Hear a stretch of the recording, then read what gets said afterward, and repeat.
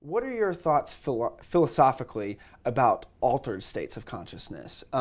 Like humans, actively seeking that out. I mean, that could be through psychedelics, that could be holotropic breath work, or as benign as, say, caffeine and booze and pot. So, what is Yeah. kind of like a philosophical outlook on changing your consciousness? Right. Well, every night we dream, Very good point. Very good point. right? Yeah. And it's pretty clear that the brain state and the state of consciousness in dreaming is pretty different from Right. ordinary waking consciousness. So, the idea that what we think of as typical waking consciousness is the only way the brain could be is kind of obviously not true. Yeah. Yeah. So then one of the questions is, okay, so we've got, indisputably at least these two kinds of states, right? What we think of as a normal waking state and the dream state, and what other possibilities are there?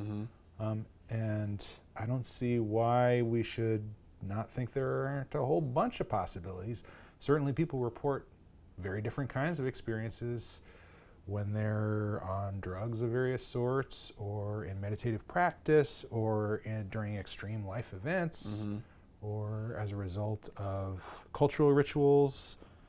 So, yeah, I think we should explore all that and take Right. that stuff seriously. Yeah.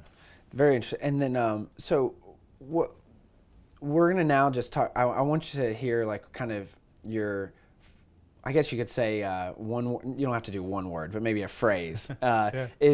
So I'm gonna just kind of rattle off some of the things that kind of you're into, Yeah. or at least have said you're into. So just tell me like first thing that comes to mind.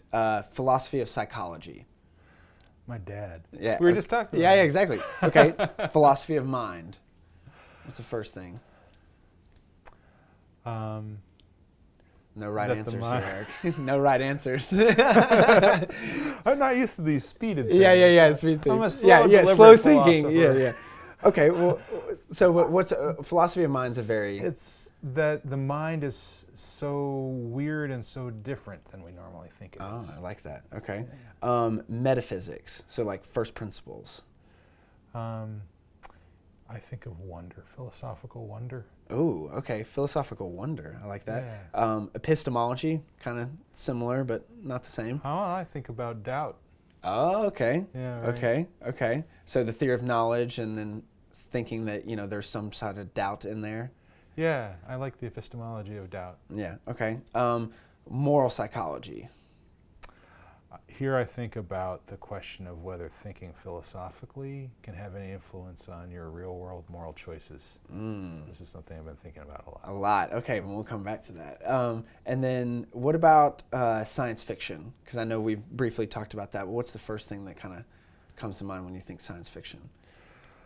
I think about its potential as a form of philosophy, that it's undervalued as a way of thinking philosophically. Wow. Okay, very good. Okay, so then let's, last one. We'll come back to some of these. Ancient Chinese philosophy. I can't help but think about Xunzi, who's maybe my favorite philosopher. Okay, ever. Xunzi. And, Okay. He's just so radically weird. I like that. Radically weird. Love it. Okay, so then let's parse out some of these.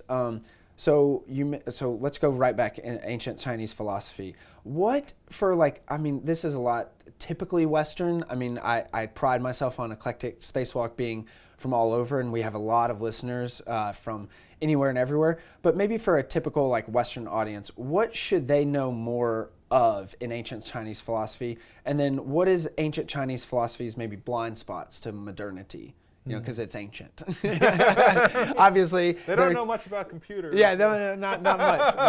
But so, what do Westerners or what do normal people kind of need to know about ancient Chinese philosophy that could Right. kind of help?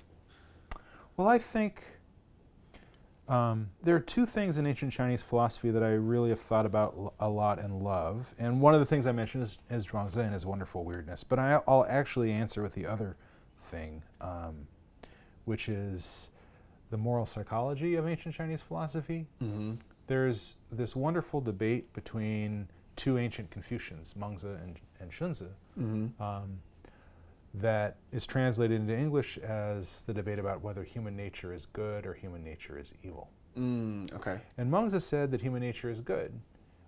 And by this, I think he meant right? This is open to a lot of interpretation. Sure, sure. But I think he meant something like, we all, everybody, like literally everybody, except for maybe psychopaths, right? Mm-hmm. But basically, literally everybody is such that if they thought and they reflected, they would find in themselves a moral compass that tells them right from wrong, and they'd find in themselves the impulse to choose what's right and to reject what's wrong.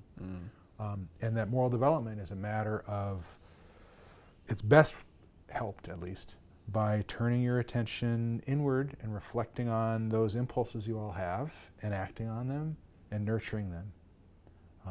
And it connects with what I was saying about my father with his street corner research, right? Sure, sure. So I think the perspective that is implicit in that is somewhat Mengzian or Mengzian, in that when these teenagers who were involved in crime were given an opportunity for an hour every week or 3 times a week for unstructured reflection, right. they found in themselves that they wanted to do what's right and to develop morally and make the right kinds of choices. And what they needed was the space outside of the pressures of the day-to-day choices to find that in themselves. And is that, would that be as one word, a conscience? Not a consciousness, but a conscience. You know what I mean? I'd be like, those something little, like you know, that. the little angel and the little devil saying like, hey, you shouldn't do that, or hey, you should, I mean, some sort of that, Yeah, something like that. There's not, I think,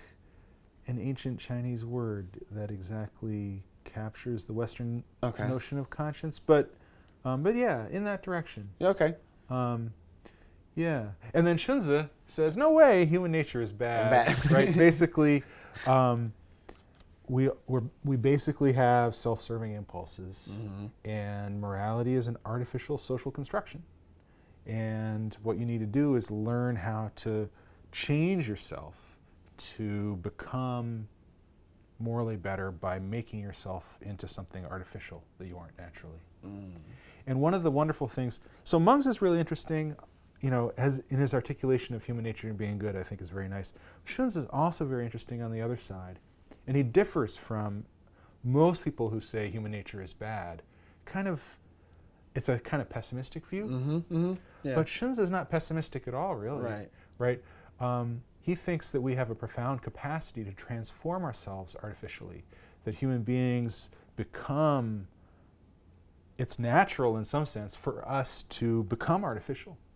And that if you engage in the right kind of social, cultural practices, you can come to a state where at the end, everything you desire, everything you want, every choice you make spontaneously is toward the right.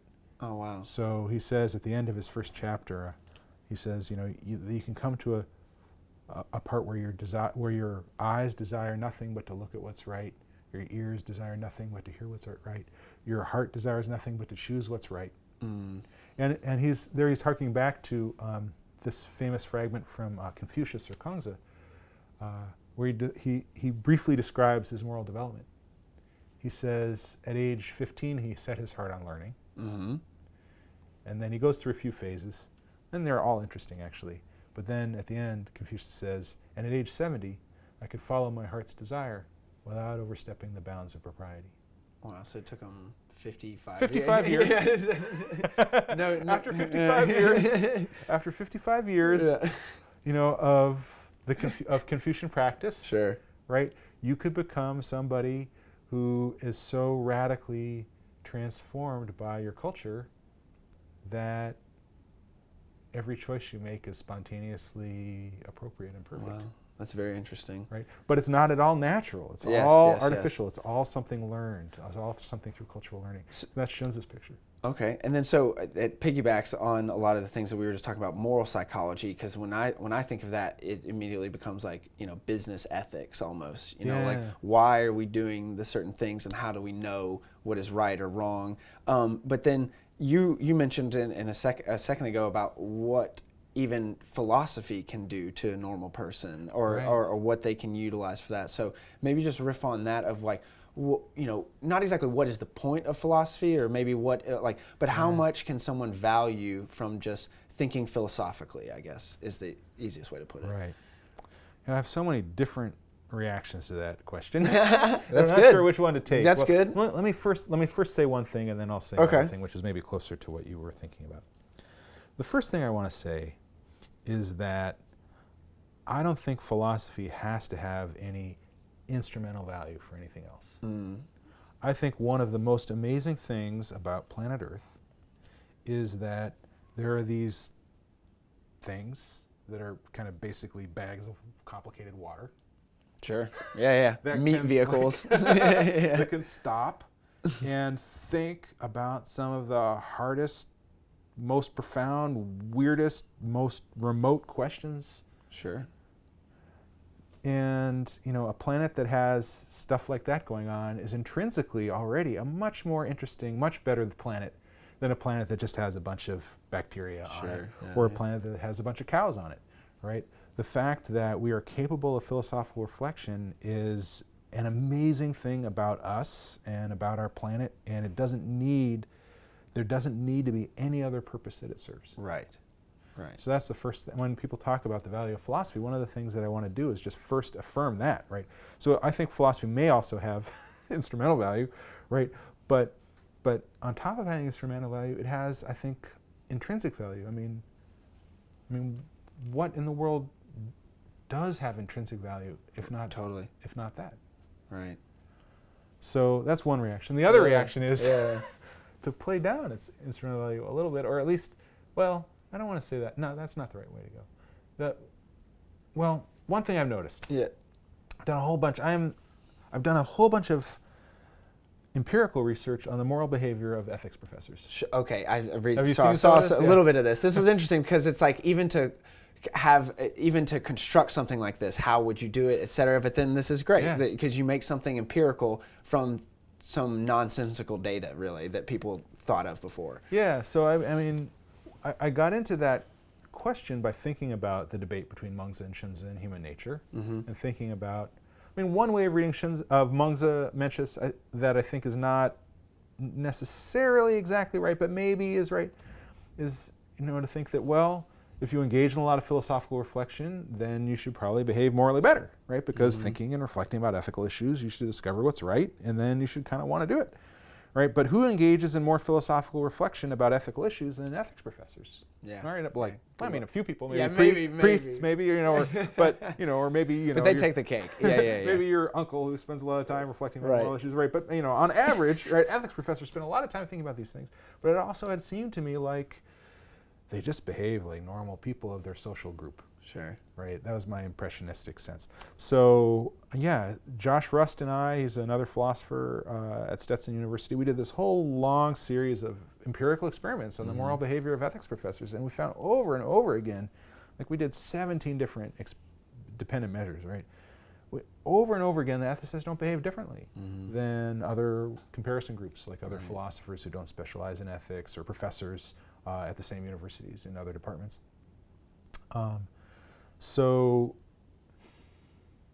And I find that kind of disappointing, right? Because you would think. You would. The part of me that likes Mencius, I love Xunzi too, right? But the part of me that really wants Mencius to be right and really wants it to be the case that thinking philosophically about ethics can kind of like open doors and make you ethically better, right? It's totally. part of the. Why do we have business ethics classes? Why do we have ethics as a requirement in the university? Why do we want to read ethicists, right? It seems like implicitly, not for everybody, but implicitly, part of the project is the hope that thinking about ethics will make you discover what's ethically right, and then consequently make you a little more likely to choose what's right. But that doesn't seem to be what we see if we use ethics professors as our kind of empirical wedge into that issue. Right. It's an interesting experiment. I like it. To go off of that, so from those type of experiments, how hard is it to take a question like that, like some premise? You're reading and you're like, Actually, that seems really interesting. I want to dive into that. And it's like you can't just dive in. You have to create, certain types of protocols, et cetera. Yeah. Like, what was that kind of? Take us through. You don't have to spend too much time on it, but how was that process? Of coming. What was the timeline like? Did it take months? Did it take years? Years. So, I mean, one of the things about studying real moral behavior is that it's impossible to study well. Right. Yeah. Right. Because just inherently impossible, because if you do a really controlled study with people in a laboratory, then great, you got a good control. But what you got is like people behaving in a laboratory knowing they're being studied, right? Yeah. Totally. But if you do a kind of observational study of people as they behave in their ordinary life, right, then you lack the kinds of experimental controls that you would want. Yes. Right. Then plus, it's hard to know why people do what they do, and people, when they're behaving morally or immorally, sell themselves in certain ways, and it's hard to detect real moral choice. So there's no good way to do it. Right. So what you need to do is you need to do lots of bad studies, like many bad studies, to figure out all of which, right? And if you're lucky, as I got lucky, if you're lucky and all of the bad studies kind of converge to a certain explanation. I see. Then you can say, well, look, this study's got this problem. Of course it does. It's not going to show you anything by itself, right? It's got that problem. But this is what it kind of suggests, right? Here's this other study. It's got a totally different set of problems, but it also kind of suggests the same thing, right? Here's this other study with still a different set of problems, but it also kind of suggests the same thing, right? And once you get 8 studies that are totally different methodologies, and they all kind of point in the same direction, even though each one of them kind of has some problems, at the end you kind of get this picture that hangs together. Yeah, sure. And I think, but it doesn't always work out that way. No, Sometimes, totally. The studies go this way and other studies go that way, and then But, with the ethics professor stuff, so far, all the studies have kind of said the same thing, despite their different flaws. Which is that ethicists behave basically the same as everybody else. Right. And now some other labs have basically found pretty similar results. So it was a matter of years of kind of trying lots of different kind of stupid things. Like the very first thing we did, we were just curious, are ethics books more likely to be stolen from academic libraries? Very good point. Yeah, like where can we start? It's just like we got books that were comparable, ethics books and non-ethics books that were similar in age and popularity, checkout rate and stuff like that. We kind of matched them, and in that case, actually, the ethics books were a little more likely to be missing. But that was the only study we found where there was a negative effect for ethics. Very interesting. But so just kind of like, well, that's one piece of evidence. I mean, it would be unreasonable to draw any big conclusions from that one, right? But but it fits.